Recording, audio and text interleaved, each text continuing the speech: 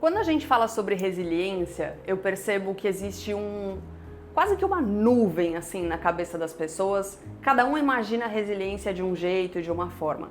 Como a gente acredita aqui que é importante que aconteça essa resiliência na vida das pessoas? É nada mais do que a gente errar, aprender com o nosso erro e voltar mais forte do que a gente estava antes. É usar o nosso erro para fortalecer quem nós somos. Isso é o que a gente chama de resiliência aqui.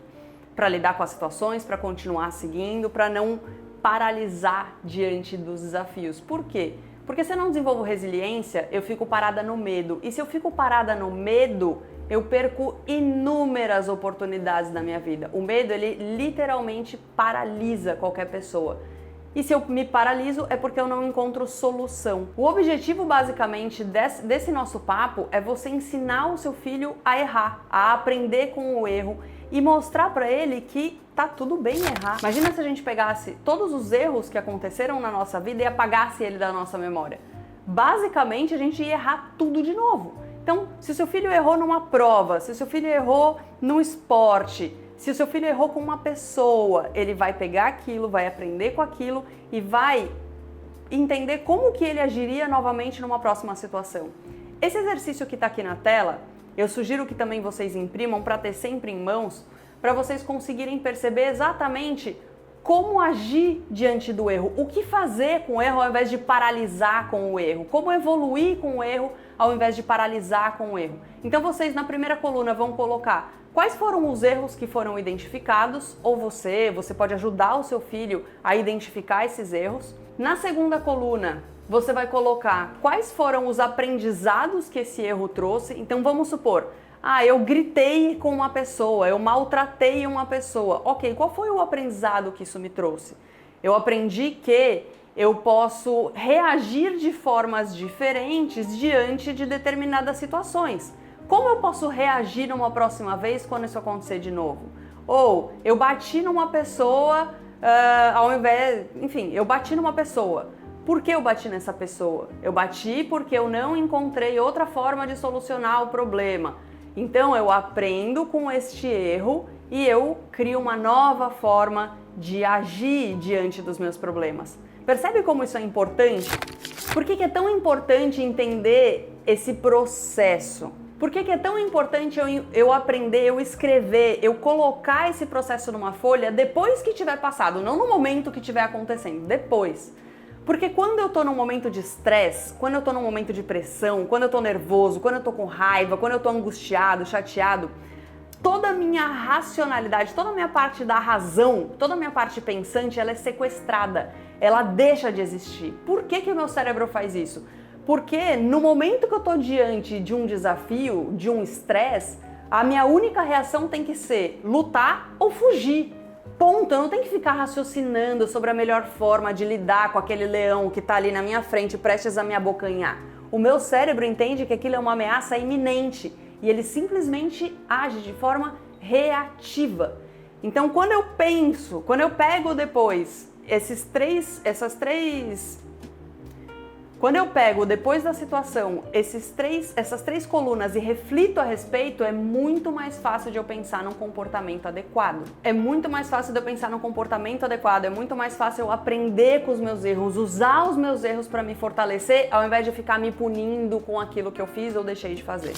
Uma outra forma super interessante de ajudar o seu filho a lidar com a resiliência, a não paralisar diante dos desafios da vida, a lidar com os medos, com as frustrações, com tudo que acontece na vida dele, é criando um avatar. O que isso quer dizer? Ele vai criar um personagem, basicamente. Vocês podem pegar lá uma folha, desenhar um personagem, e ele vai colocar todas as referências de pessoas, de desenhos, de personagens que ele conhece, que agem de uma maneira que ele considera adequada diante de determinadas situações. Vou te dar um exemplo de como isso funciona na prática.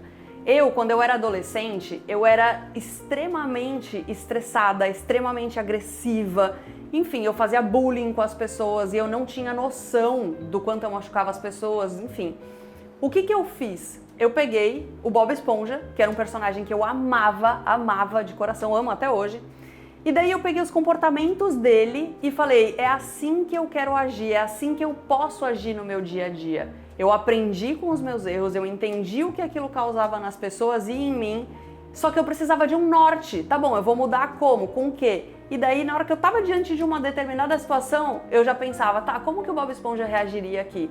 Ah, ele iria rir, ele iria relevar, ele iria fazer qualquer coisa nesse sentido. O seu filho vai, isso se chama modelagem. O seu filho vai começar a modelar comportamentos de pessoas que ele admira, ou seja, ele já conhece, ele já sabe como essa pessoa agiria em determinadas situações, para ele trazer isso para a vida dele. Isso vai facilitar. Então, como que o personagem preferido dele lida com a frustração? Como que o personagem preferido dele lida diante do medo? Como que ele lida diante das críticas das outras pessoas? É assim que ele vai agir dali em diante. E por último...